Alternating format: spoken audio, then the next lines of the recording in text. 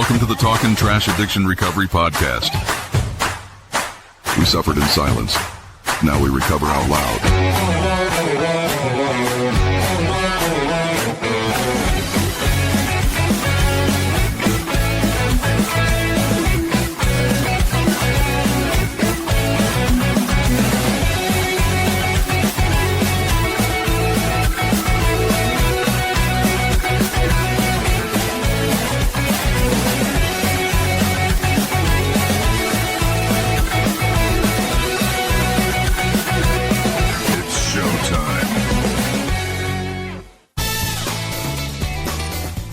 Good evening. Welcome to the Channel 4 6 o'clock news at 9:30 in Newfoundland. I'm your anchor, Stu Pot. Welcome to coming to you live from the Blow Me Down, the Waffle House, and Tech Psychic Consultation Services. Whoever wrote this sucks. Today's top story we are following: a music store's window was smashed and a priceless medieval string instrument was stolen. Police say the vandalism theft was perpetrated by looters? It cut out right as you said it. What did you say? Looters? Well, looters, as in like the stringed instrument. Oh my god! I got it. Oh my god! Well, we're coming up the top rope for episode 224. We got Chad Hogan. Jesus Christ, that hurts. Give it a rest. Talking like that. And now to a man whose wrestling name is the Undertaker's accountant, Jimmy Snyder. Hi, everybody. Jesus, that hurts. What's wrong with you? Relax up there, Canada. I'm trying to talk like what's the smoke, man? I just noticed this. I don't like this at all. When I put up a slate, watch, it fades Get a click. in. It fades it. Why does it fade in? Do I look like I terrible? Know? I'll run Look it at through this. chat. Oh my god, I can't. Fucking StreamYard just cannot get it right. Let me ask Copilot. Whatever. No. All right, episode 228 here on Talking of the Trashes. We're gonna work on our vertical production soon. Yep, we're getting there. Relax, Instagram. Fucking animals in there, like that. We do what we do around here. Hi, Jenny, man. Jenny. What else? There's something specific I had to talk Where's about. Tap Out Tweaker? There he is. Willie D. Who's the Tap Out Tweaker? We're not Willie there D. yet, but I guess we'll just do this. And look at him. He's fucking frozen. He's stuck in Of the course he is. transporter. Welcome. You got mail. Into the dilithium crystals.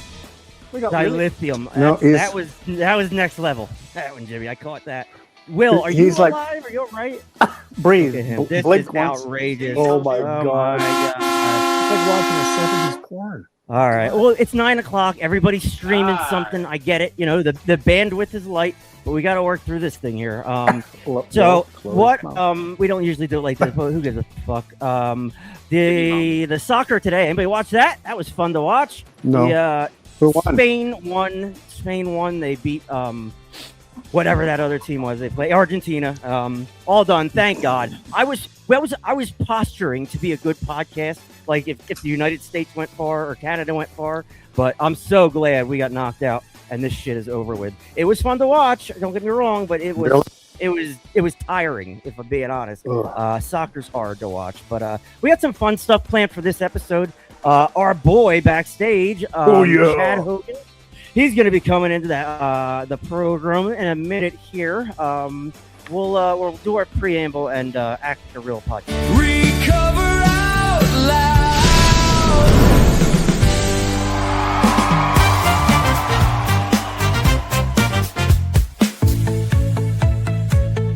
This is our humble broadcast, where ethics and personal anonymity are of the utmost importance. We run this podcast as an act of service to those whose lives have been affected by addiction. We don't do it for profit or notoriety. We place principles before personalities. We benefit from this podcast just as much as anyone else. We all work programs and choose to sacrifice our own anonymity to spread the word that recovery is possible. We do this thing in an attempt to show, as living examples, that no matter how far down the scale we have gone, we will see how our experience can benefit others. That's the 9th step promise. It's our creed we abide by here on Talkin' Trash. we feel called to uphold AA and NA principles. We firmly believe that you can only keep what you have by giving it away. Please join us in a moment of silence, followed by the Serenity Prayer. God, grant us the serenity to accept the things we cannot change, the courage to change the things we can, and the wisdom to know the difference. Hey, let's go around, excuse me, and meet the team of Talking Trash. That's us. Let's meet us. Excuse me. Whatever. Bradley Mansfield, first on deck. Brad is camping tonight, and he should be. We're so happy he's having a good time. Sherry, we love you. We love both of you. Body slam, Brad. Yep, have fun out there, Brad. Brad's like 4 years clean. He's doing great. He is a beacon of hope. He saved this fucking podcast. Jimmy Live, speaking of saving the podcast, this dude is the podcast. He is our guy. He is Jimmy. Say thank you, Full Tim. of shit. Thank you, Tim. Jimmy is whatever he is. He's my very dearest friend, one of them. And he's 5 years clean and sober. He's a good dude. He does everything. Willie D in the place to be. Also, this guy, come on, tap out Will tweaker. Will's in a world of his own, but we love Will. Right. Yes, love this fucking guy. Holy shit. Did you get your mouth well? Good boy. Thank you. Next on deck is Timmy Snyder. You're welcome. Look at this. I found this the other day. I didn't even. I don't remember making it. I don't remember anything about it. It just popped up on my my AI program. I look retarded. Godzilla-ish. So King Kong. here we are, the Talking Trash boys, the three of us. We're a big hit. Everybody loves talking trash. Everybody's talking about us. Well, Guys, Jesus Christ. Yeah, exactly. I just dropped in my freaking coffee, for Christ's sake. And you fucking stated my point perfectly, Jimmy. We're idiots. And we love you guys for supporting us, because we putting up with our crap. Our voices together, they're pretty good, I think. And if they're not, who gives a fuck? We got 224 episodes in the bank. Which that means I've taken. We just started this one. I use Chime. I don't know. We're doing our thing. We're having a good time. Jimmy, what's going on in your world? Just another busy week. Missing Brad tonight, but he does he deserves it. Sherry, I'm like, I'm sure that they're having some fun tonight. Oh yeah. We do 8 shows a month, boys. Like, That's dress up like a bear and jump out, and scare. Yeah, well, actually, somebody he does that. I'm sure he does that. A couple in northern Saskatchewan got eaten by a bear at a fly fishing camp this week. So both of them, scary shit. Yeah, right. It's pretty scary. Larry, actually, it's like. I see. Larry made a comment. Hold on for a second, so it's Larry. like eating at McDonald's. I'm gonna get to you, Larry. Yeah. Yeah. Want fries with that? Nom. Fries with that? Will, what's going on in your world? Just another day in paradise. Oh yeah, that's cool. Yeah. Just getting in. I got to get a new trailer and a new long story, but we're not going to go through that today. So. Oh no, William, what happened? I don't want to know. We'll talk about it later. It'll be in the thread later until 2 in the morning. Don't do any drugs. We don't do drugs. Oh no. I mean, like, it's a good, it's a great thing, but then again, it's just the way it was. The way it went about was shady as fuck, and I'm just like, even though how you get what you want, but you didn't ask for it and you didn't want it right then. And you're like, wait a second, where did I get fucked? Where am I gonna feel this? Where's this? Yeah, come on, man, at least spit on the thing. Yep. Come on, come on, somebody. You guys are filling in for Brad. Hi, Julie Herbert. But I'm saying, I mean, it's just like, decide what you want in the kitchen, my dear. We'll get it figured out. Yep, there you go. A lot of rehabs tonight. I want to just off the cuff, a shout out to our rehab workers, the people that are techs working in rehab, working overnights, working third shifts, working weekends, to watch your dumbasses. Give them some respect. You know what I mean? I know I didn't at first. I treated them like they were beneath me. But they work there. They take care of you 24/7 in a facility. So sharing is caring. So help. Deja out. There's always a Deja or like a whatever. They're cool. I love all these people, but help her out and don't be a dick and AA or AMA or whatever it's called. So here we are. We're doing our thing. Brad shared something last episode that was very personal, and it really hit home for a lot of people. And I don't want to belabor it because he wouldn't want that. But I do want to address it. From my standpoint, we'll watch it real quick, and then we'll.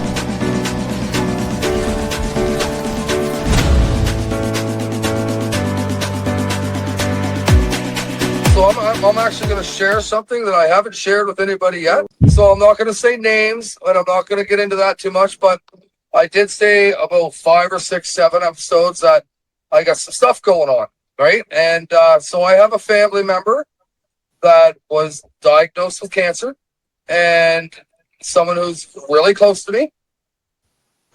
And I guess what I'm saying is I'm thankful that I'm in recovery now when this is going on, because I have good friends that can help me through this. I can communicate with this person way better than I could have before. I just wanted to share that with the viewers because I have talked about it a few times and I beat around the bush and I'm sick. I got to get it off my chest, I guess. And this isn't a poor pity me thing. That's not what I'm talking about. I'm thankful that I have these 3 gentlemen right here, because once I did find out about this situation, I reached out to all 3 of these guys. We had a talk and they were there for me.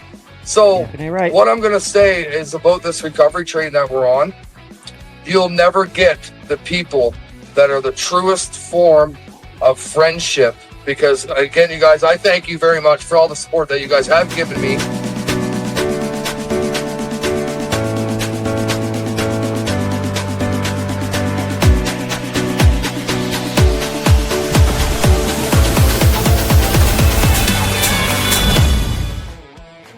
And that's it. So there it is.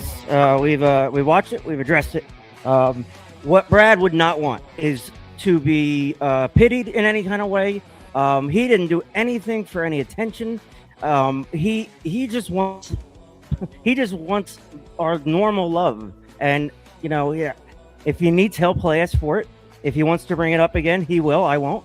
But that's his thing, and he announced it, and he is very close to us. And it's something for all of us, we're all scared, we're in a new world. This is feelings. Our theme music should not be playing. It's just scary when shit happens like this.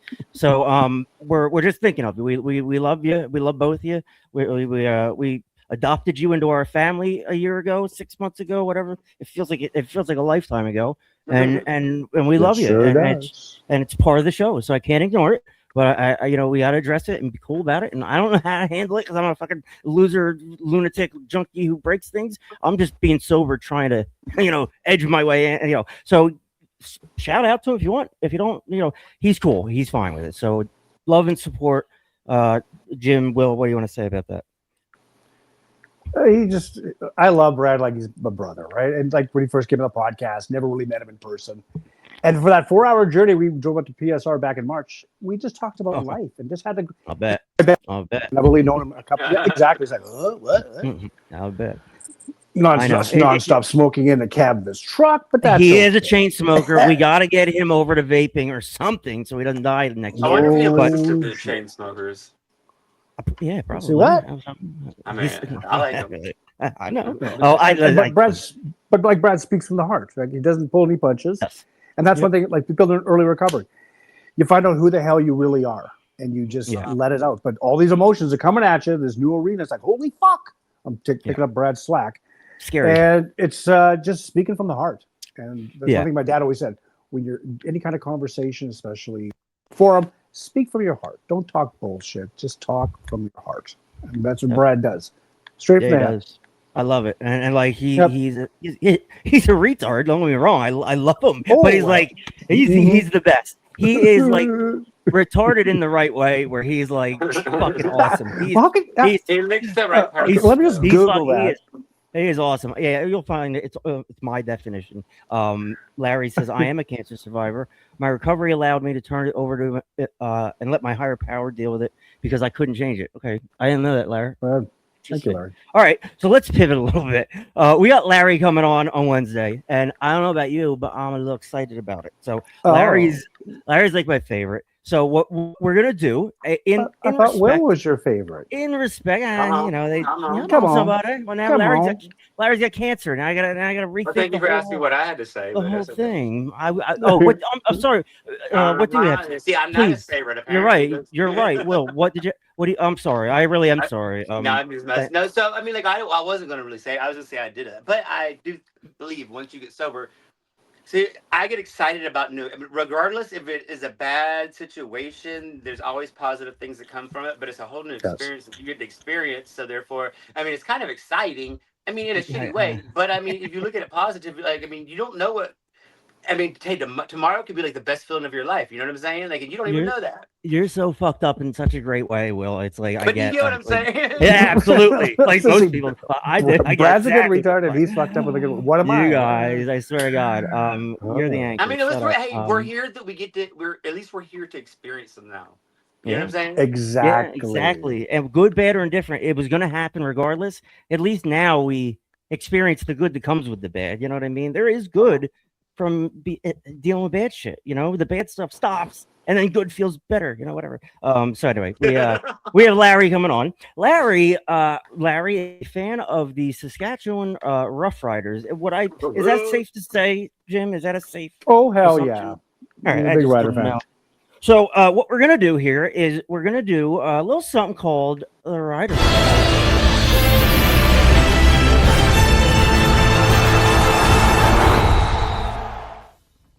Right. That's right. We're going to take a look at our Saskatchewan Rough Riders. I guess once a month, you know, when Larry's in the house. So, all right. This is we're not going to get nailed for any kind of infringement using the CFL logo. Oh boy, I can do it, Jimmy. I can do it. I can't play video and I can't play music. I can play whatever the F I want. Anyway, stop trying to copyright me. Everybody else is doing that anyway. So we got Larry here. So I was gonna do like a quick thing. What was the last game, the next game, the Riders, what's going on? But as I delved into Canadian football, I realized how ridiculous it is. And Americans look at it like, what are you guys doing up there? And it's not ridiculous. It's just different for whatever reason. More points, more passing, whatever. Anyway, so we're gonna look real quick at the Saskatchewan Roughriders. But to do that, we have to understand the other teams in the league. There's 9 teams in the CFL. The CFL has a very strange history with names. You know, they San Antonio, Texas won in 1996 or something. I don't know what you guys are doing up there. It's crazy. Baltimore Stallions in 1995. There you have it. In Regina, actually. That's fucking ridiculous, actually. Anyway, what is a province, Jimmy? That's a great question. It's not annoying at all that you don't know that. It's like a state, but we just word. That's right. Yep. There's more letters. People don't know what a province is. They're like, what the hell? Canada's got them, or China's got them. So anyway, there's 10 of them. British Columbia, Alberta, Saskatchewan, Manitoba, Ontario, Quebec, New Brunswick, and Nova Scotia. PEI and Newfoundland and/or Labrador. Yeah, I put that in there. Well, I didn't know that Prince Edward Island was a province. Yes. PEI. You weren't awake when you went there? I mean, no. I woke up outside of Montreal. Will would like it. Nothing but gingers are there. He would. He would. All right, so we got Anne of Green Gables. There you go. Anne of Green Gables. Holy shit! My mother would fall in love with that shit. So anyway, we're gonna look at the 9 teams real quick. This is in honor of Larry, just so we're all on the same page because there's a lot of different things going on up there in Canada. So anyway, Vancouver, British Columbia. That's where the BC Lions play. Jeez, give me something about Vancouver, BC, while I fix the cameras. It's very expensive, and there's lots of meth. Cool. I thought you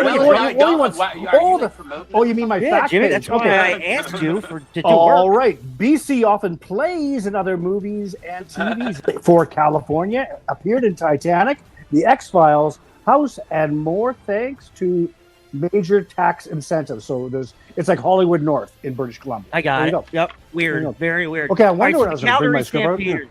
I mean, just some facts here and there, and I want to focus on the football part of it. What the name of the team is called? Shit, The Calgary Stampeders, they're from Calgary, Alberta. That's the province. There's 2 teams from Alberta.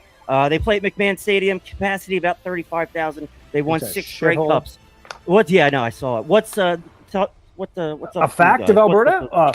Calgary. Calgary. About Calgary? Well, actually, okay, the city of Calgary, the first Superman, they used the skyline of Calgary as Metropolis.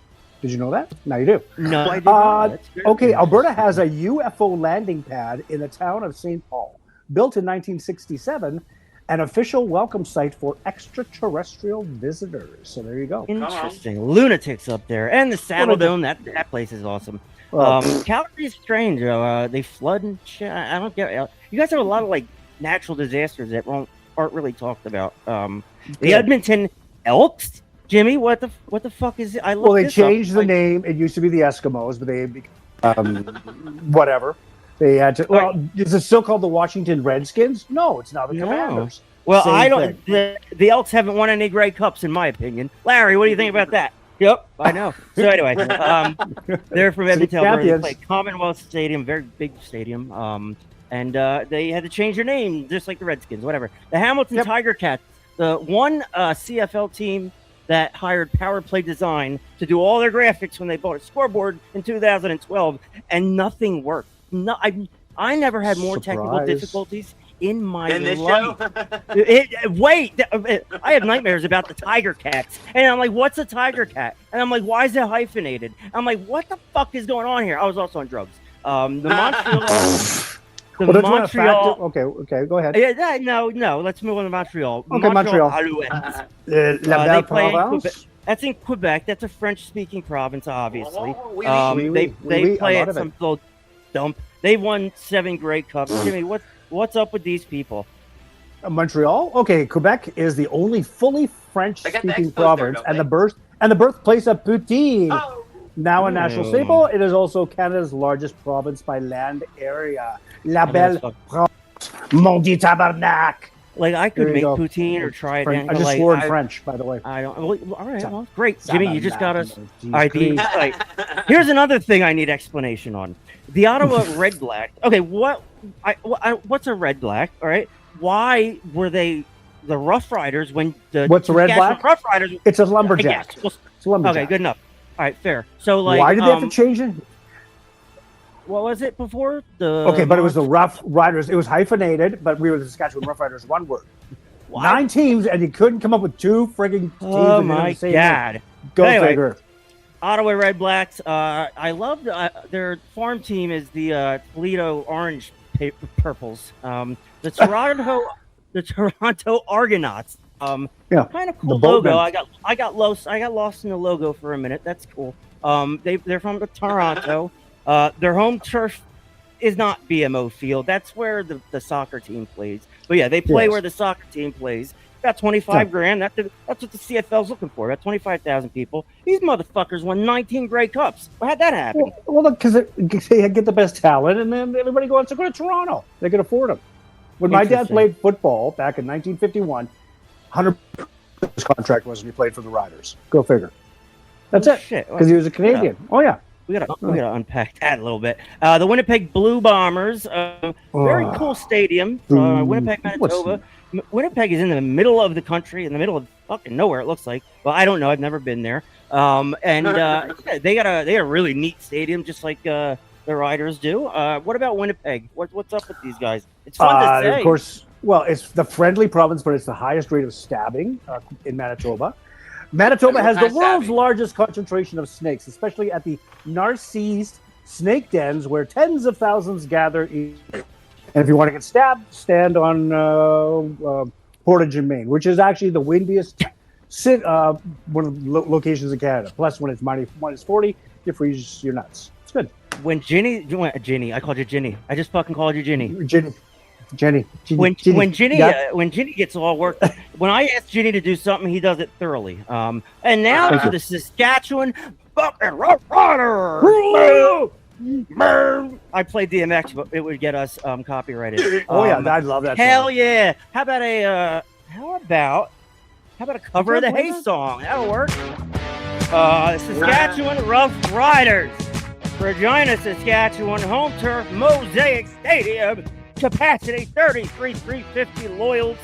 They've won 5 Grey Cups, and they are our team. We love our riders. 5 Grey Cups. Look at that, Jimmy. I've been alive for all of them.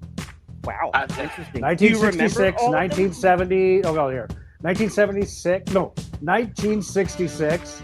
Were you sober for any of them? Well, no, not really. Sound like a couple, no. Nope, not that time frame. Well, 1966, I was only 2, so no. Well, I know your time Back frame. then, they did things differently. It's true. So I'm a visual learner. They're like bottles.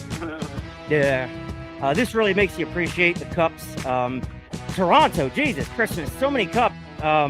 Why is Canadian football so ridiculous? I'll stop making fun of it. Canadian football's cool. You guys love the shit out of it. So, like, I now have to look at it and see what it's all about. And what I didn't realize yesterday when I'm looking shit up is that they play in the summer, and that makes sense. And it never registered. So I downloaded the Rider app. I'll be following along closely. And this is the beautiful place that they built in Regina. Jimmy, what's up with the Another Mosaic place? $100 million. They could have put a dome on it, but no. All right, I wasn't gonna go there, but like, what's with the arc? It looks like an apartment building in Trenton, New Jersey. It looks like when you're flying over, it looks like a toilet bowl. It really does. It's horrible. Very straight. Whatever. I'm not here to. But anyway, what's the first thing you see is this? What the hell is this? What with the goalposts? Yeah. I'm not. No. Hey, those are the antennas or whatever. They're not. They're talking about it, but no. There will be rioting in the streets. Nope. Okay. I just don't 3 understand downs. We're not changing the field. We'll get there. We'll get there. Nope. Canadian football is fast-paced variation of gridiron football that features 12 players on a side rather than 10, 11, 12. One more player. It's 110 yards. And 3 downs. What are you guys doing up there? Anyway, this is because it's 40 below. It's like get the fuck off the field and like get the heater. And actually, it's funny. We were playing. Who was it? Montreal, the Grey Cup. We had basically won the game, and Montreal was going to kick a field goal, and they missed. But we had 13 men on the field. Are you effing got kidding a penalty? Me? They re-kicked it 5 yards forward and won the Grey Cup. I want to relive I want to look at some of the Riders stuff. But yeah, you people love your Riders up there. There's nothing else. I know, I get it. Now I kind of get it, you know. Why is it Rouge? Well, there's a 1-pointer in Canadian football. Jimmy, explain the Rouge. The Rouge is when, kicking the ball is awarded to the point they kick the ball like a punter, miss, field ball. Through the end zone, receiving team falls in and falls out. I'm asking you what a Rouge is. I read it too. It doesn't make a whole lot of sense. Well, it's not like a safety too, but a Rouge is just like your little IQ, whatever the hell it's called. Yeah, I got you. Well, it's weird. Yeah, whatever. It's not like who's gonna get caught in the end zone on a punt? Whatever. Who cares? You'd be surprised. You guys love your Riders up there. The Riders are good. They're right up the top there. BC is a disaster. They beat the shit out of Hamilton last week, and they play this Thursday against the Edmonton Elks. You're going? Oh, cool. Corporate seats, man. And that's it. That's Ride Report. So it's brought to you in part by Larry's Lament. Larry is our friend. I don't know. We just drafted him. I just do stuff. I don't. That's what can I say? All right. So Larry's very cool. He's our new tight end. It was parody, but it was also kind of serious. I won't carry. I call him Carrie. What the fuck is going on? Do we have a guest sitting backstage? We do. He's being very patient. We got a couple of things to get to. Shut up. I'm running the show. Congratulations, Mark London.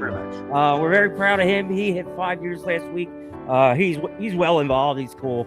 Good guy. He will be on in a couple weeks, I think. Mark London. Let's see here. Yes, sir. So let's take a look at our guest, Jimmy. Alrighty, kids. Make sure to stay in the comfort of those chairs. Our upcoming guests are... Well, tonight we have Chad Hogan coming off the top rope. Bye. Larry the Bulldog Foster on Wednesday. Dustin B next Sunday. Mark Cardam on the 29th. Tommy Welch, just like Santa.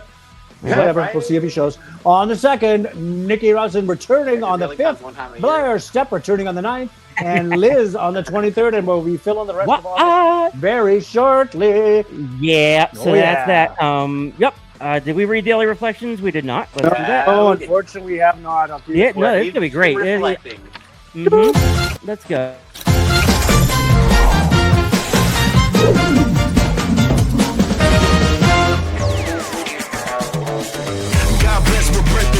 Daily Reflections is an AA-driven enterprise of some sort.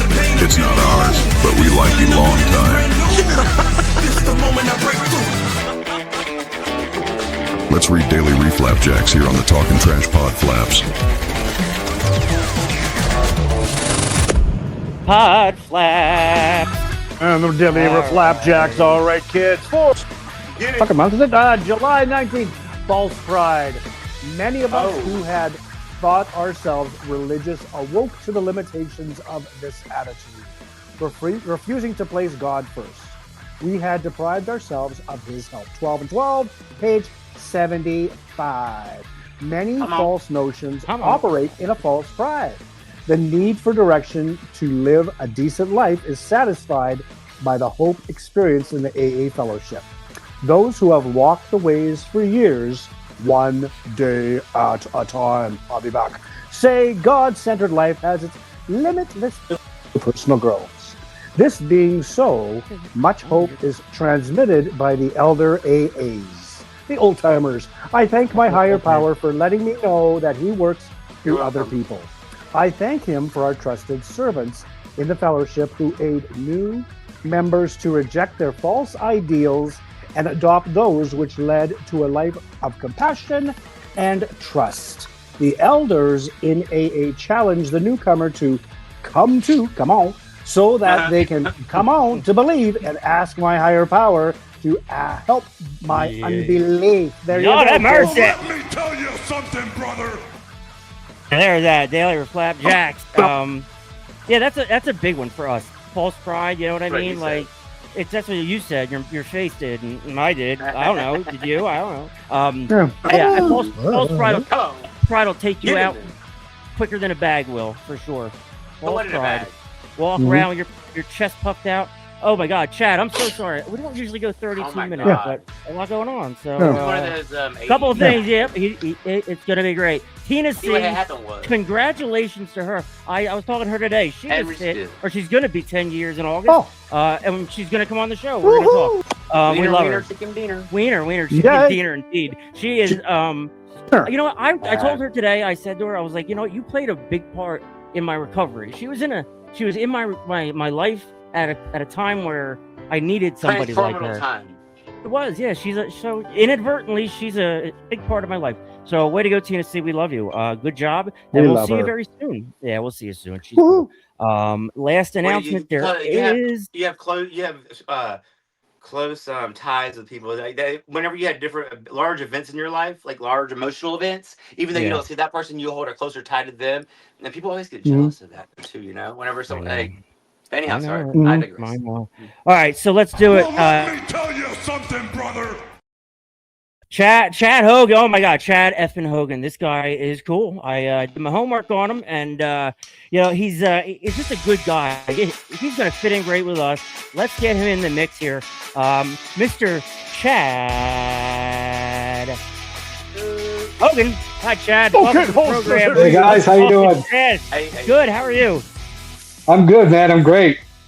Welcome to the program. We don't usually go that long. We don't usually let you sit that long, but we did the thing for Larry. You guys went so long, I almost forgot I was on the show.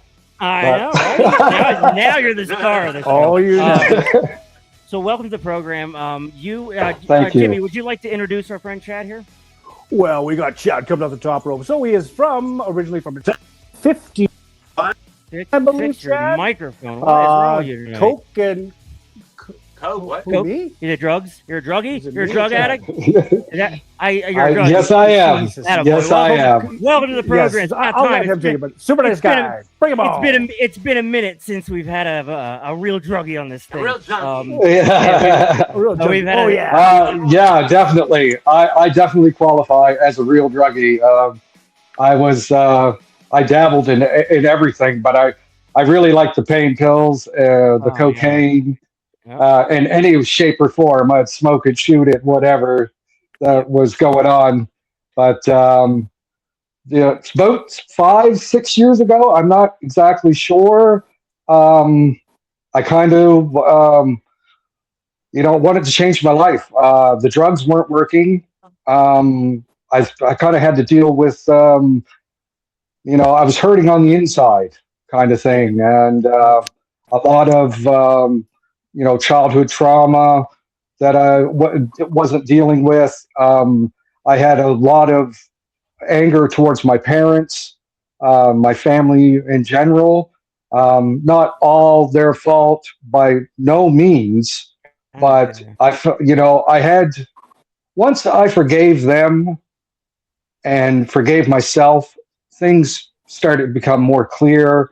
And I started to talk to my sister, Selena, who was also a drug addict, way, like she was in for sure, homeless, you name it. And she really turned her life around, which inspired me to turn mine around. I was, I was just in awe of what she was doing. And I thought, like, man, if she can do it, so can I. So shout out to my sister, Selena. I love you. And I thank you so much for helping me. And my other family too, my sister, Melissa, she let me move in when I was down and out. And she didn't have to do that because I've lied to her so many times before. And this, and she believed me and gave me a chance. Her and her husband let me move in and, let me dry out, so to speak, and get cleaned up and helped me along. And I'm forever grateful for that. And I was lucky to have my girlfriend also in my corner. Like, we started this journey kind of together. We've been together about 10 years, and her thing was alcohol, but we were in it together, and we were going, down the road to nowhere, so to speak. But we both, changed our lives and really, really came around. And I'm so grateful now that I got clean. Like my daughter, she was having problems and she needed help. And she has a little baby, my grandson. And I was in the position to say, hey, you can come stay with me. And if I was in active addiction, I would have never been able to do that. And I missed so many other things. I have 4 daughters. 2 of my daughters are, older. They're in their 30s, but one doesn't speak to me, which I don't blame her. Mm-hmm. But the other one, I wasn't really around for because I was in my own shit. Excuse my French, but hey, I Chad, was, there's 2 girls on here saying hi, Dad, and it's like, it's beautiful. Yeah. So I'm scared. Now I'm scared. Is one? Yeah. They're good. They're in there watching. They're in there watching. They're very proud of their dad. Good. For sure. We are too. Yeah. But my 2 youngest, Katana and Kamara, I never let them see me in any way suffering or any way doing drugs. Or when I told them I was going to prison, was the hardest day of my life, and they didn't understand why. They had well, what did you do? Yeah. And I was like, I was selling drugs. And they're like, when did you sell drugs? You know what I mean? Like, they didn't. I got it. And then it broke my heart when my daughter Kamara asked me, well, why did you sell them? Why did you sell the drugs? You know what I mean? And it broke my heart and I didn't have an answer for it. Really. I mean, like, what am I like to say? Oh, well, because Daddy can get more drugs for himself. Right. You know what I mean? And I think the way it was. That's probably the answer. I know it was for me. 100%. You hide your own supply, Yeah. And it's when you're a drug dealer, I mean, it's part of it is the selling of the drugs too. To be able to walk into a room and everybody want to talk to you. All the girls want to talk to you. All the guys want to talk to you. You're the most popular guy. And me coming from a place where I didn't feel loved growing up, I always felt like something was wrong. All that attention, I was like, give me more. Give me more of it. Like Love we that. talk You a know? lot about we talk about like going to get the drugs as an addict. Like we would dopamine would start flowing going down the road. Well, you'd start to feel better. You'd be sick as a dog. Exactly. And you'd be like on your way to get them, and then your brain would go, You're all better, right, you're on your way. You're Yeah, you're good. You're right happy. crazy? Before, you were puking in the toilet, Hey. going, oh my God, please kill me. Anything, you know what I But mean? you get that $150 in your account or whatever it is you're waiting for to go get your drug. Boom! It's almost like the dopamine was just waiting for you. And Instantly. It was like in reserve, and then it came in when you needed it. You're flying out away. Oh my God, yes. Mambo number 5, rocking down Kensington. Yeah. It's like crazy how our minds work. It is, man. And then, like, I got so sick and tired of it every day. The hardest job you'll ever do is become a drug addict. I know. Become a drug addict. You want to work hard? Become a drug addict because you will work hard because you're up every day. And the number one thing is, how am I going to get high today? Who am I going to rip off? Who do I got to lie to? Do I got to call my mom and go on? When my mom cried when I went to prison, it was the worst feeling ever. I felt like a bag of shit. You know what I mean? To see her like that, because she don't know. Like I told her, I was like, I'm going to be all right, Mom. I'm going to be all right. You know, I was like, I ain't no chomo or nothing like that. So they're not going to do anything to me. I'm good, right? So you know what I mean? And I'm good around people. So I was always good. But did prison teach me anything? No, it didn't teach me anything. I met the coke dealer. I met a plug in there. Oh, absolutely. You learn how to be a better addict. Chad, he's like, Chad, I'll hook you up. You're a good guy. And you know what? I was in the halfway house. He showed up with 50 grams of cocaine and was like, here you go. Fucking boom. There you go. How much do I owe you? $1,000. We had $1,000 that Friday. Like, and then we were just doing it. That's pretty cheap, so honestly. bad. Oh my God. Like I said, man, like drug dealers, something about me would, you know, it's a bad thing, but they were like, this guy could move product. Yeah. You know, this guy could push weight sort of thing. You know what I mean? It isn't good. And then I'm taking it and I'm an addict myself. When I used to go pick up cocaine, the guy that sold me the cocaine would say, well, here's 10 grams for yourself. And it's just like, holy fuck, man. We say one's too many. We say one's too many, 1,000's never enough. But like when you have 1,000, it feels like enough in that moment. Like you're good. Oh my God, I'm really good. I would show up at your house on a Tuesday night and ask you, hey man, you got to work tomorrow? And they'll be like, yeah. And I was like, I don't think you're going. You know what I mean? Yeah, right. You might want to change your agenda. You know. Fall ahead. And it's always, oh, I'm gonna go. I'm gonna go. Oh yeah. No, I'm gonna open a business. Are you kidding me? That's right. Meanwhile, 6 o'clock the next morning, we're still sitting there doing lines. I'm like, are you going to work? Yeah. I don't think I'm going to go today, man. Yeah, no doubt. On the poorer side of that, the people that don't tell about drugs, the ones that do them like me, 6 o'clock in the morning, I'm snorting rock salt that I thought was cocaine. I didn't withdraw. I'm like, time to buy a boat. Yeah, I was about to buy a boat 4 hours earlier. Now I'm snorting things off my floor. Oh, it reminds me of Karen the carpet picker. She was a lovely lady, but she picked the carpet like no other. And they give it away to you. And then, look, this is what I found in the carpet. And I'm like, no, I'm not going to smoke that or try to sniff it. Right? I'm definitely not going to try to shoot it in my veins. Thank you, Karen, but no. You know what I mean? True story. True story. You can't make that shit up. Chad, just a question. Did you use needles at all? Oh, 100%. The last going off, that's what really did it for me because I always hated it. I sold pills and all this stuff and all this, and I never did anything like that. I was 46 when I shoved a needle into my arm. Damn, me too. I was 36. Yeah, me too. Yeah. And I had to get some crazy bitch to do it for me because I knew I got with her and I knew that she would do that for me. Yep, but I've been there. She was the type she would go into psychosis. She'd have the stuff in her pants down by her, and you know what? And be like accusing people in the room of stealing it. Yeah. And then me and her would be together, and she would accuse me of stealing it. When I changed my mind and decided to get clean, this is the number one thing. I was sitting in the back of a cop car in front of my mom's house, and there's this woman outside the cop car, all covered in bruises because she doesn't have a vein left in her to shoot. And the cops are there. He beat me up, and he beat me up, and I'm a lot of things, but I've never touched no woman like that. Ever. Never done that.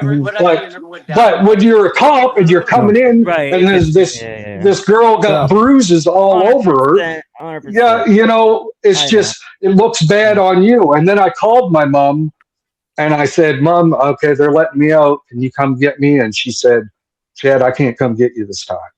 Yeah. You know, and it just, it hit me hard. Yeah, like I get choked up about it now.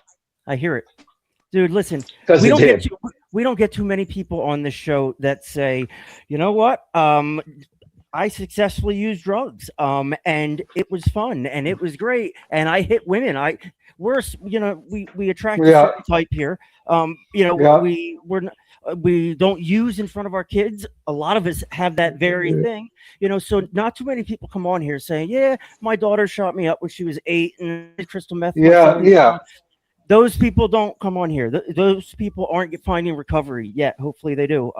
But here you are, Chad. You are not a drug dealer. I just put that as a joke. But you're a cool dude. I didn't expect this, and it's been a while since we've had a hardcore drug user, and it's been a while since somebody knows what it's like to push the plunger down with cocaine in there. Man, I'm telling you, I mean, I'm not like it is. I'm not advocating no way, but you can tell when it's good cocaine if you shoot it in. If you shoot it in, it's instant, and it blows your fucking mind, and I'll tell you that right now. Your helicopter's taking off on your head. Oh my God, man! And your hair goes numb. It's everything.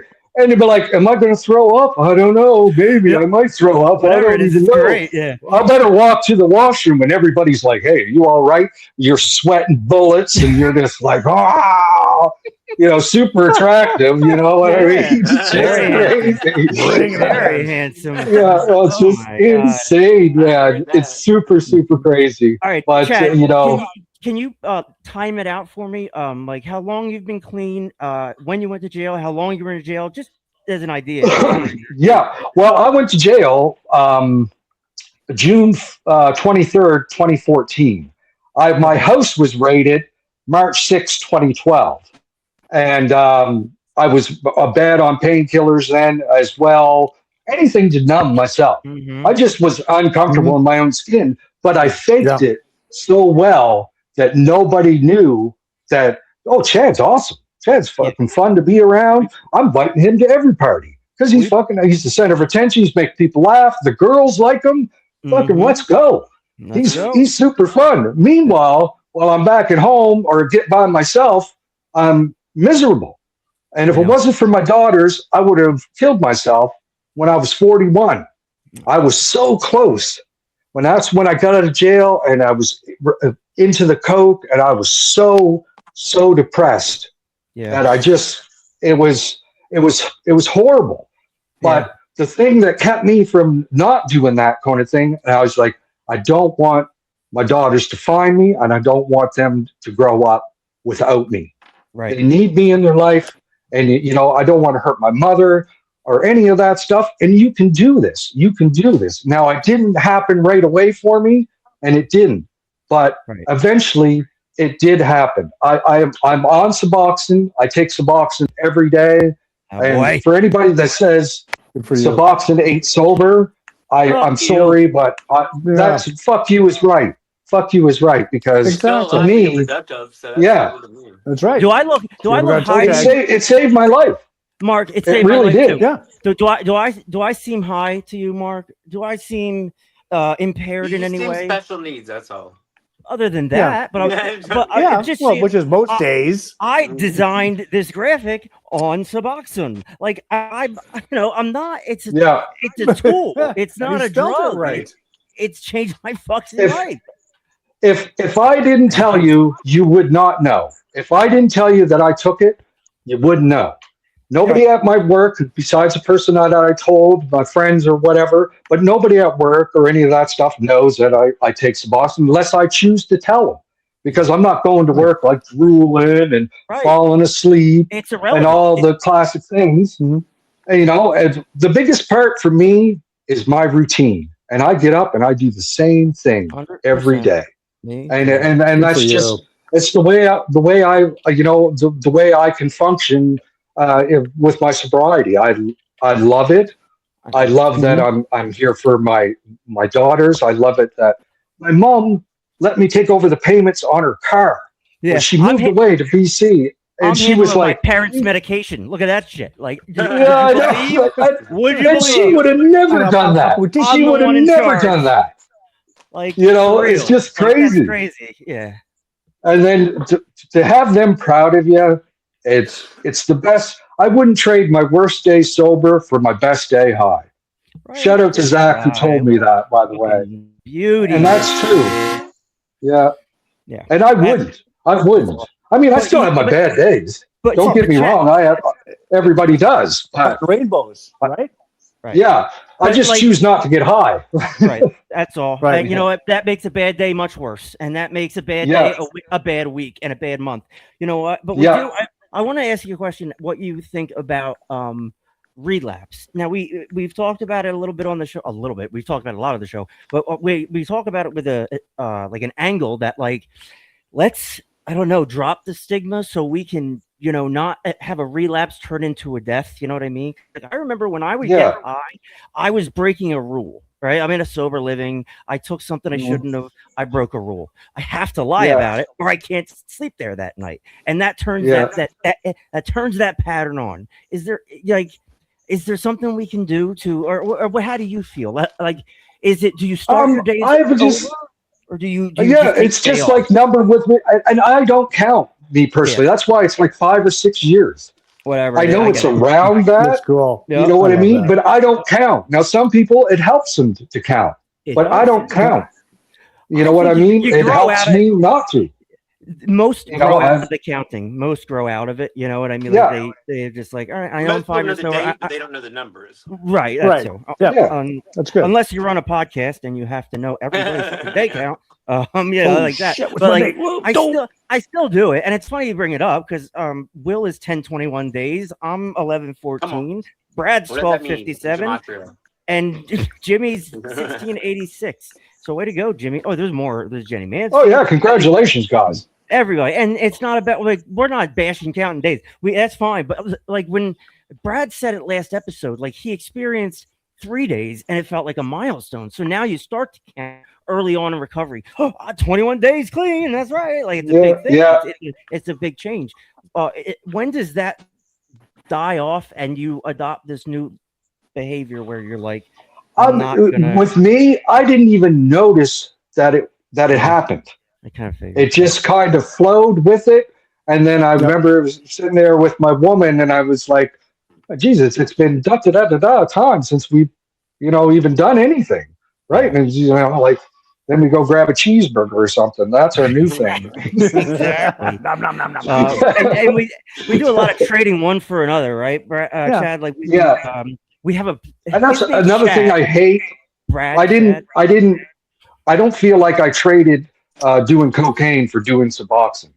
I don't think it's not the kind of thing, right? I mean 100%. I mean more like vaping or porn or something like that. That's what I mean. I mean like vaping. For me, at first it was girls, then it was video games, then it was like I got my head on. And then it was. Like for me, I still smoke weed.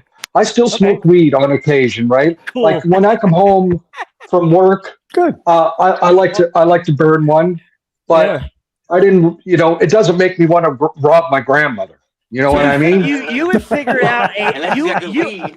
dude. You and I are the same, bro. Like you and I have figured out the drugs and medication and stuff that we need to be at equilibrium, to just be okay. Yeah. You know what I mean? It is. And my life is good.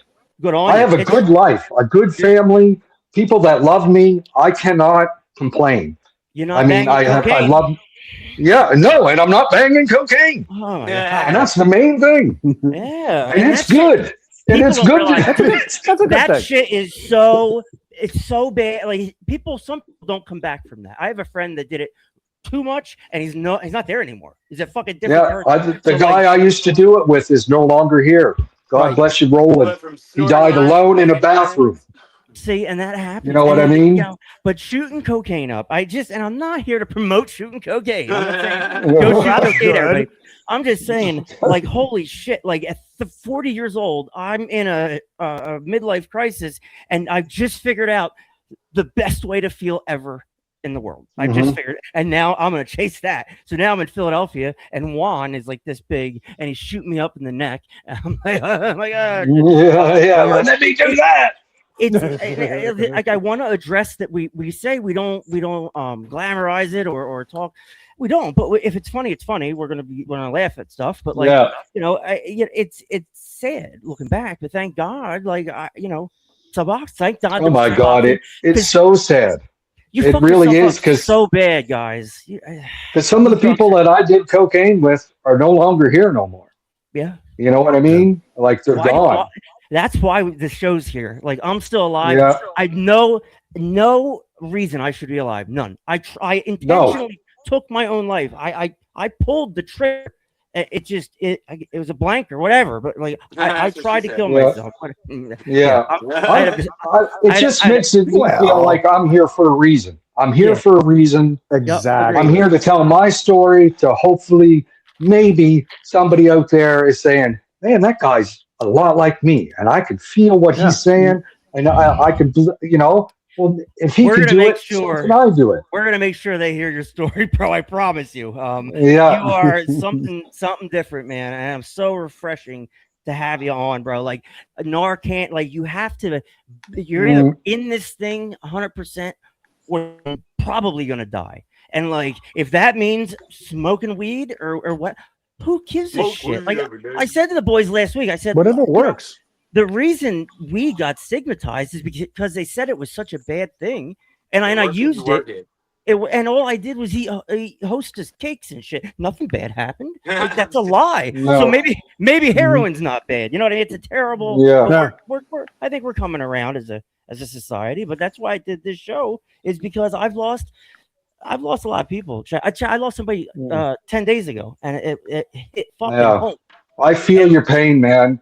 I feel your pain, because it hurts to like, you feel like if I could have said something to him, if I could have texted him, if I could have helped him in some way to make him to see, and I remember him saying, "I'm so proud of you. Someday I'm going to be there." And the last text I sent to him is, "You're a fuck stick." That's the last thing I said to my boy. I said he was a fuck stick. That's how we talk to each other. He was going to. That's right. He was going to ref a hockey game. I didn't know he wasn't going to respond.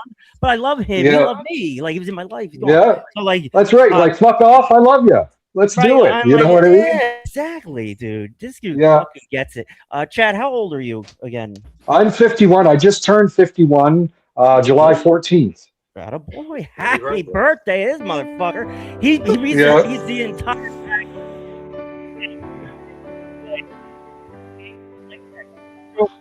I'm so grateful you're here, because most of us didn't make it. You and I are a bit of a rarity. You know what I mean? We're the lucky ones. I'm so long, I thought I was the unlucky one, that I woke up that morning. I was furious. I was fucked up. You know what I mean? So like, we've all been there, all of us, anybody on the show, the 150 people that have been on here, just we all share this same thing. And whether you're me, Will, Jim, or Chad, or Brad, we all go through this together in some way, shape, or form. Chad's words will be heard by thousands of people because of this, and this is etched in time.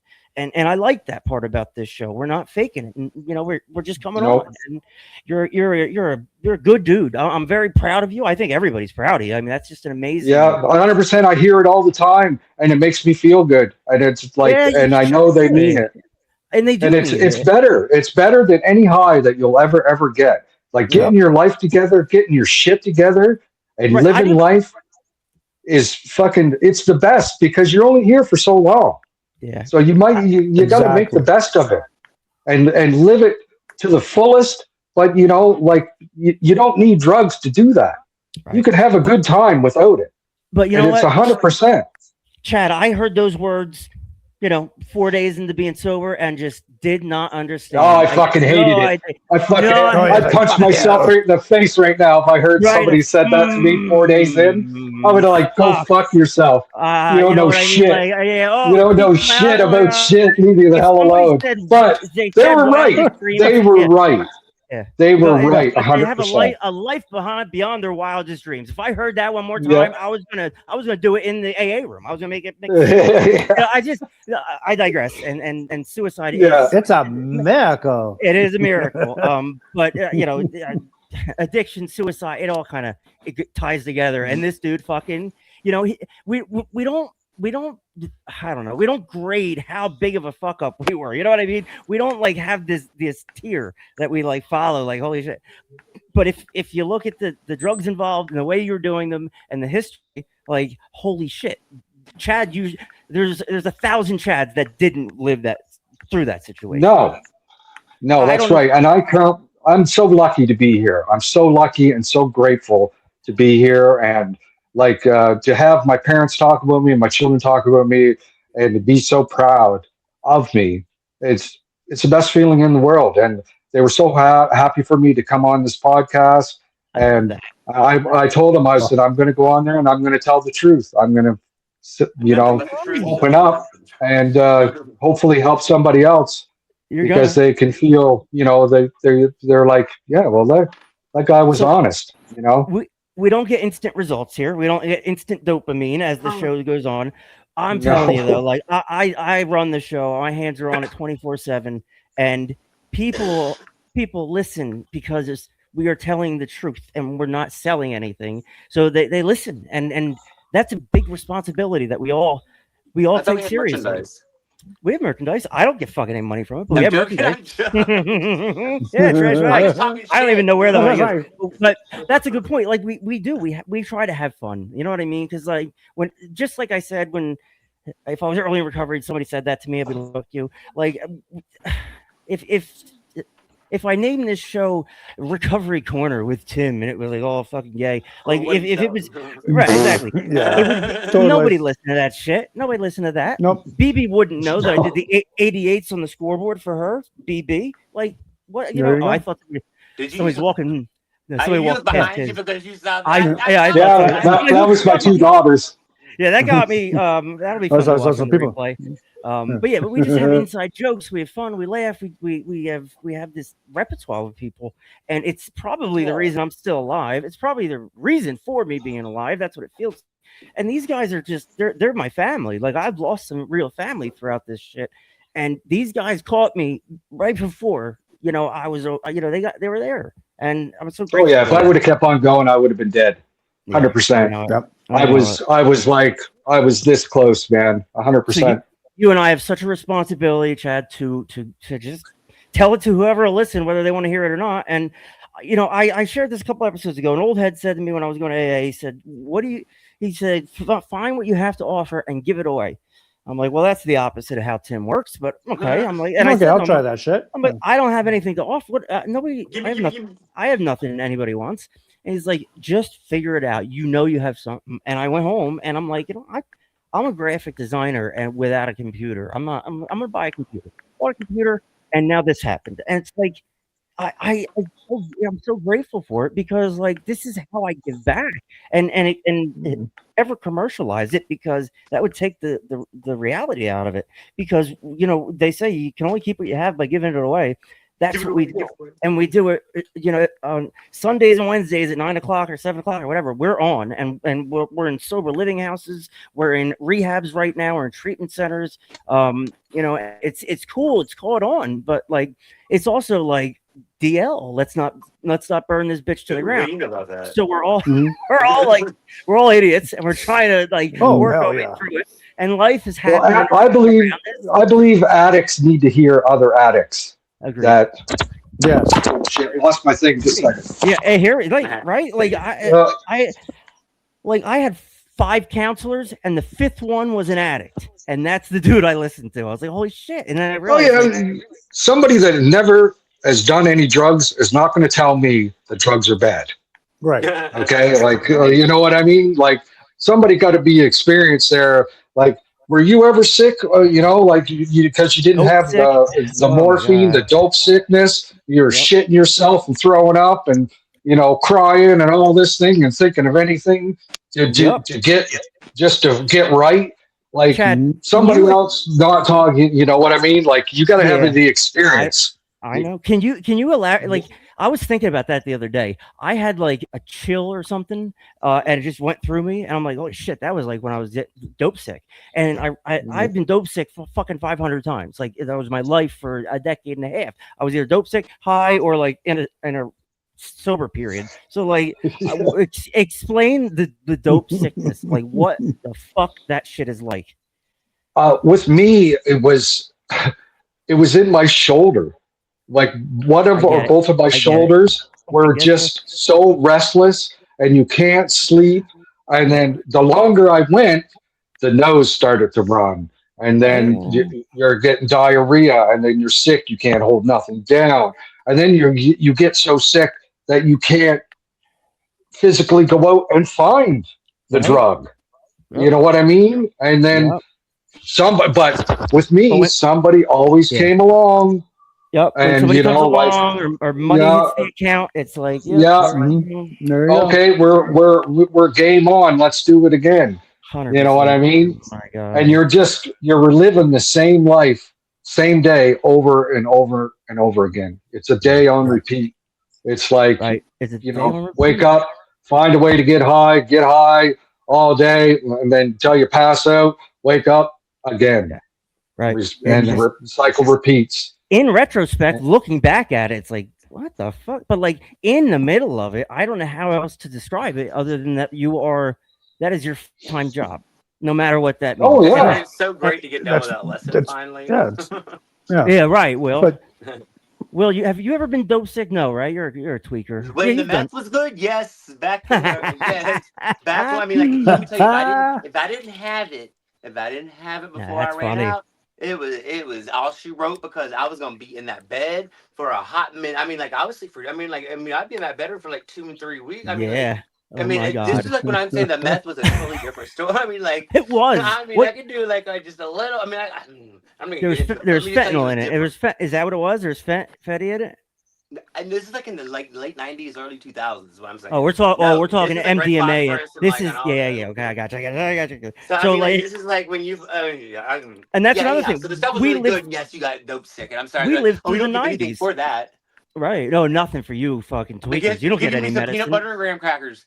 Is that what they give you? I would out eat them. I would out eat. Anytime I would detox, Will would eat Skittles at 2 o'clock in the morning. He's an animal. Oh my God. I'm a night eater. I'm a sleep eater. The fact that the four of us here are still alive is an absolute miracle, really. And for me, 100% for everybody. And so, like, now that we're still alive, we look back, things have calmed down, the dust has settled, and we can have a little fun, and we can find other ways to identify as an addict. Because early on at TSA, right, exactly. We put our hands up, say, "I'm Tim, I'm an addict," and then that kind of fades away, and then you just kind of forget you're an addict. I've been down that road too, and I was going down that road. So the four of us have a gift, and we need to give it back, and that's what we're doing right now for an hour and 8 minutes. And I'll tell you what, dude, Chad, you were what province do you live in?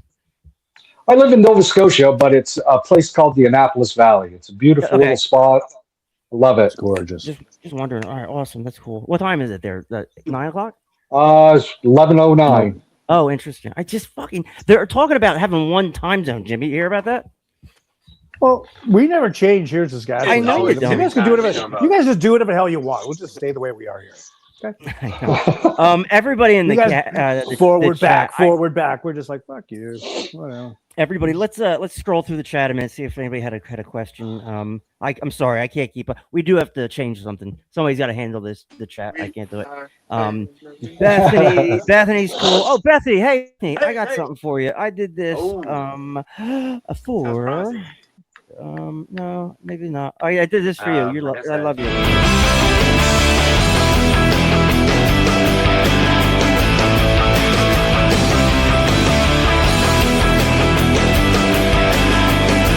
Go listen, our girl.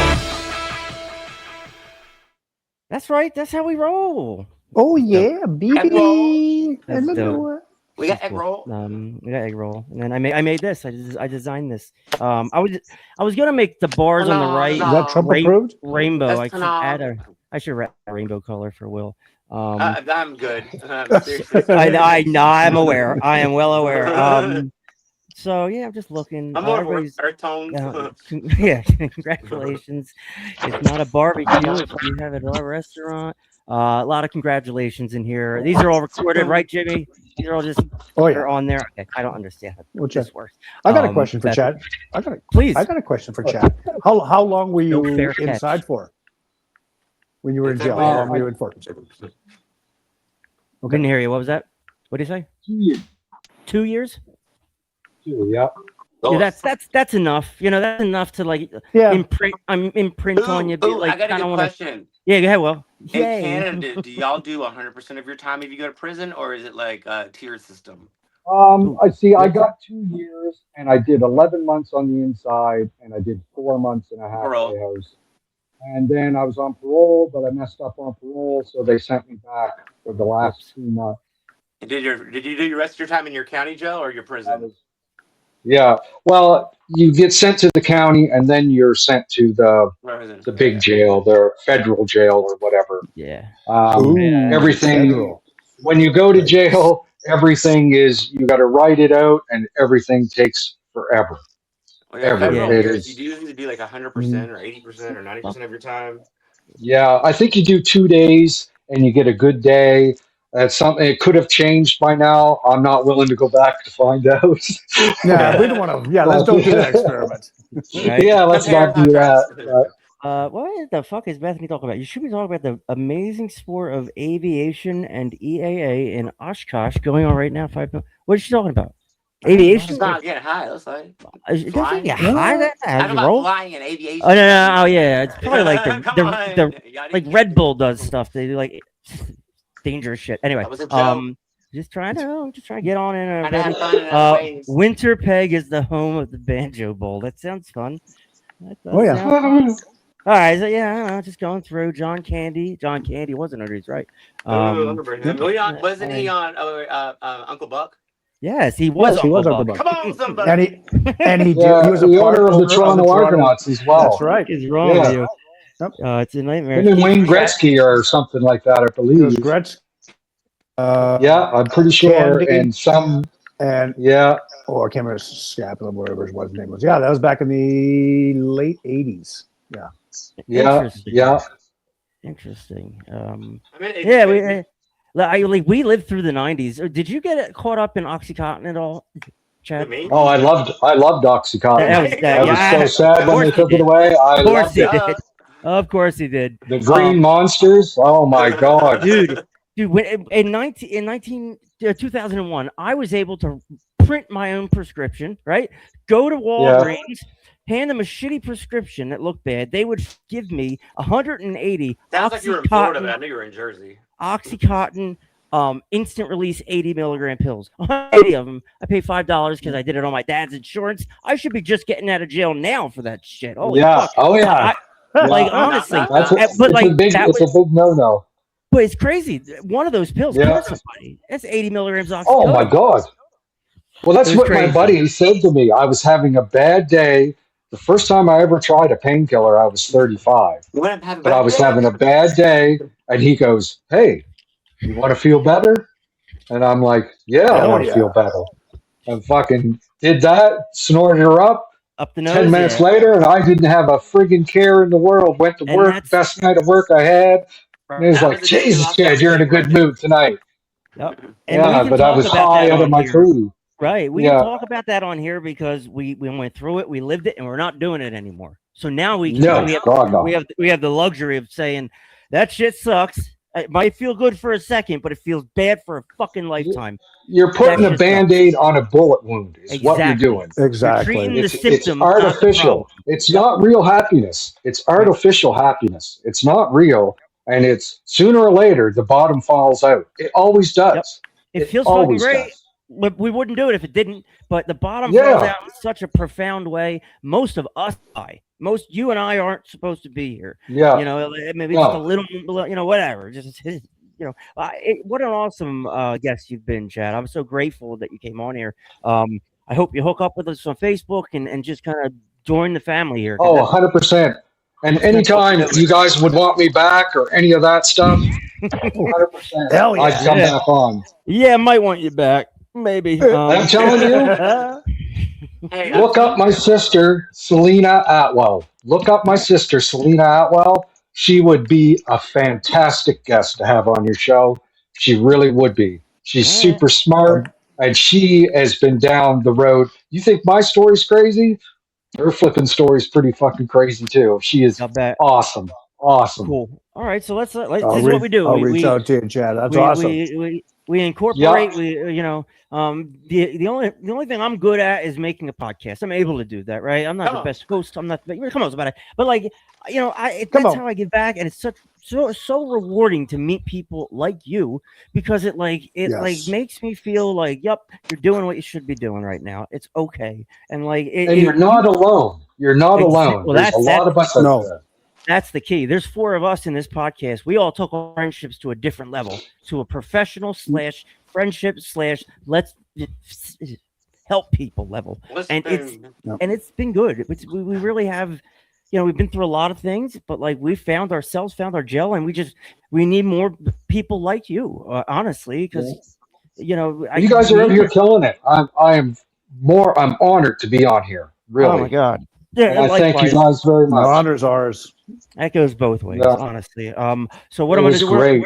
We're gonna finish up the show. I'm gonna put you backstage. But you're welcome to watch it out or do whatever you got to do. But anyway, everything you're doing. I can watch it. Don't Yeah. take your clothes off. Sorry, Guys, do you have any 'Cause we're gonna be watching any it. parting words for Chad? Because I like literally have to cut the interview off, or I'll just go all night. So Okay. I'll start. Chad, thank you for accepting our invitation. It was amazing, you know, and Yeah. definitely Yeah. we'll have you back. Shout I out to love you. Jeff. Shout out to Jeff who Yeah. he messaged me and asked me, and I said for sure. So shout out to him and shout out to you guys. Thank you. Cool. Keep on doing what you're doing. I much appreciate it. I'm going to listen any chance I get. what an nice. what an absolute beauty. Oh my God, Chad Hogan, everybody. What a fucking where are these people from? How is this happening? From Canada. Yeah, right. I They're don't all know. in Nova Scotia, man. Nova Scotia's pretty sweet. I don't know. Wow. Don't you know? Sudbury. Yeah, check it out. Yeah, it was awesome. What a great interview. Bethany says, "Thanks so much, Chad, showing your vulnerability." Yeah, that's the part that we get strength from. We Brad. Yeah, same thing for Brad. Brad showed his vulnerability. You know, like we get strength from that, and we can't do any of that shit without a clear head. So this has been really fun. I just every show just is better. Getting better and better. You know, Get I her, just babe. don't wanna. I feel like I'm gonna fuck it up soon, but I don't think so. I think I'm all right. Check out Quit this, saying Larry. that. Larry, if you're watching, watch this.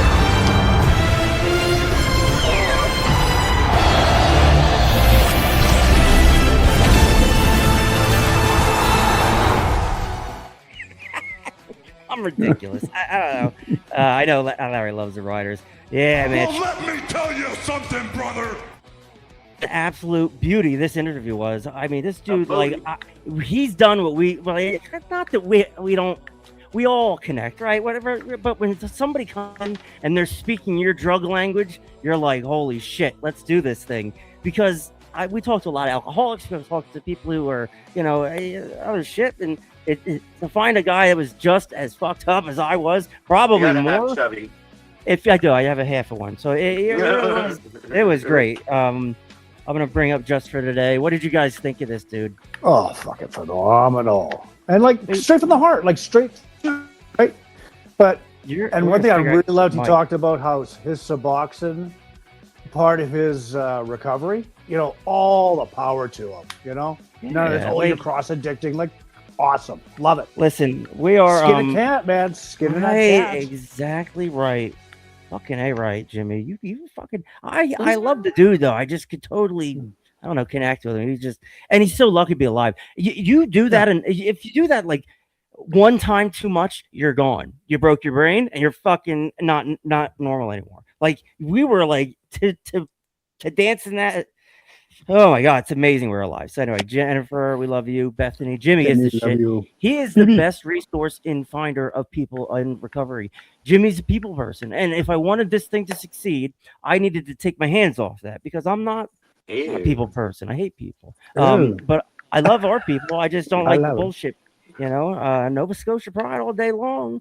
Yep. Thank you, Velvet, for hanging in there. Jimmy does. He brings us all together, and Jimmy saved my life. Whatever. We're all here. Larry is going to have to control his ego. I'm sure there's something you can find, Larry, to self-deprecate and kind of work through that. I'll be all right. Bethany, yep. We love our people. This is becoming very fun. And if there's any kind of changes, anybody has any suggestions, do something differently. Stop doing this. Chad doesn't have a shirt on. Watch this. Oh my God.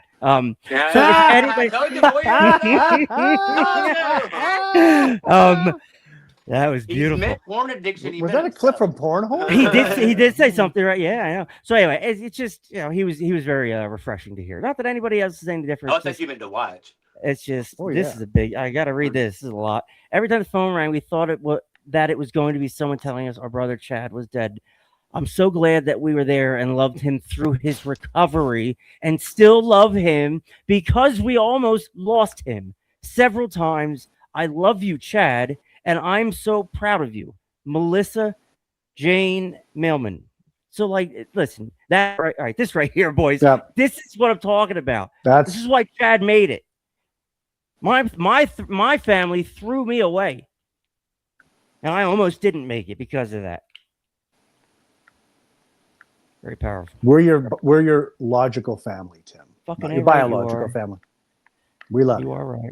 I love you too. Let's do our just for today and get it. Let's go. I don't know what comes in, but I couldn't care less. In closing here on Talkin' Trash Podcast, we read an NA traditional reading called Just for Today.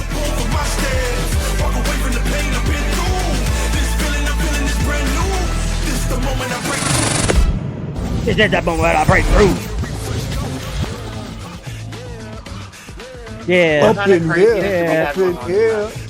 here. Can we play that in the background? No, I can't. I wanted to. I was gonna. I believe me, but that one definitely catches a copyright. It's rank that all the time. I know, it's beautiful, isn't it? It's the fucking greatest song ever. Party up. Fulfilling our dreams. Go ahead, William D. Ooh. Just for today, fulfilling our dreams. Dreams that we gave up long ago can now become realities. Basic text, page 71. All things begin with a dream, but how many of us fulfilled our dreams while using, even while managed to complete something we had started? Our addiction usually robbed us of any pride in our accomplishments. Perhaps when we used, we dreamed of the day when we would be clean, that the day has come, we can use this day to make our dreams come true. Action, but our lack of self-confidence may keep us from trying. We can begin by setting realistic goals. The success we experience when we attain our initial goals allow us to dream bigger. Dreams the next time around, some of our members share that when they compare the ambitions they had when they first got clean with what they have actually achieved in recovery, they are astounded. In recovery, we often find more dreams come true than we could ever have imagined. Just for today, I will remember that all things begin with a dream. Today, I will allow myself to make wet dreams come true. I'm going to sleep, guys. What? Will, buddy, you can't say that. Dreams. Yeah, you can't say that, Will. Come on, dude. Like it was on the screen. Dirty, man. So anyway, What? she's No, living it's in her not. dreams. Look at that extra hand. Where did Ted. that come from? That's his dream. Yeah. Jesus. Ooh, that. Just Who's for is that? today. I got a text That's a message. reach around. I spelled lions wrong. Let's take a look at that real quick. I hope that's true. That was We funny. did it on purpose. Wink, wink. Wank, wank, wank. Yep. I The BC did. loins. Yep, you can- I obviously don't use. Yeah. I usually type shit out. So yep, no chat GPT with this fucking idiot over here. So Great job. Will. no. Use All Copilot. right. It's better. I love our people. I'm the captain. I Oh, feel like Will is the captain. Will tells me to do something, I'll do it. I'll burn the whole goddamn house down. Will says do it.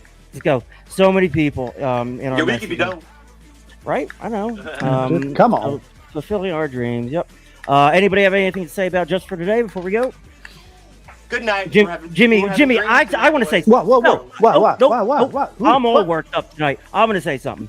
For the Okay. longest time, I never thought I'd be clean. I thought this is how it was, and this is what I'm going to do for the rest of my life. Like dreaming of being clean, to me, means being stuck on a couch, strung out, and hating life. I wished it wasn't so difficult, but I had no desire to take a stand. You know what I mean? And just stop using it. I was hopeless, and it's amazing that I've come this far, and I'm grateful for it. So that's a cold place to be, not having any dreams. Should've really just gone and got in that shower. I know. Tell me about it. No. 988. If you're feeling some Hey. way, everybody love Will. Come on. I love you too. I love you too. Love y'all. Real fast. Suboxone saves lives. You need like 10 of them these days. Narcan. Website You wrote it. Narcan. Yep. Oh, wait, what did I say? Suboxone? Yeah, I'm all Yeah, over you the did say Suboxone. place. Well, it does too. It does too, yeah. Jimmy, you should just go on Suboxone just for fun. Just give it up. Oh, yeah, that'd be a fun episode. Wow. Jimmy's sucking his own D. Meeting search and meeting find are very Again? fun.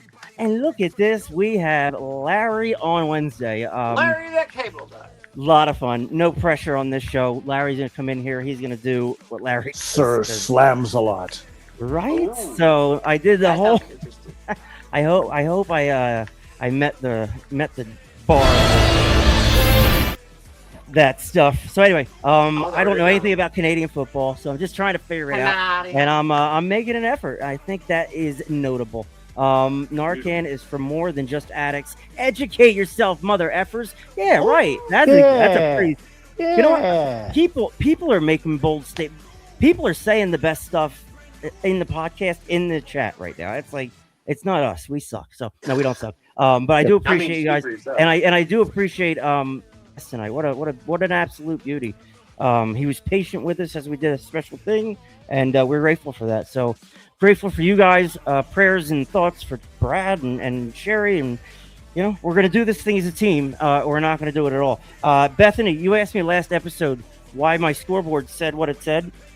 So 88 is BB. That's for you. BB. I did that for you tonight. So there you have it. We love our people so much. We will see you on Wednesday with Larry the Fall.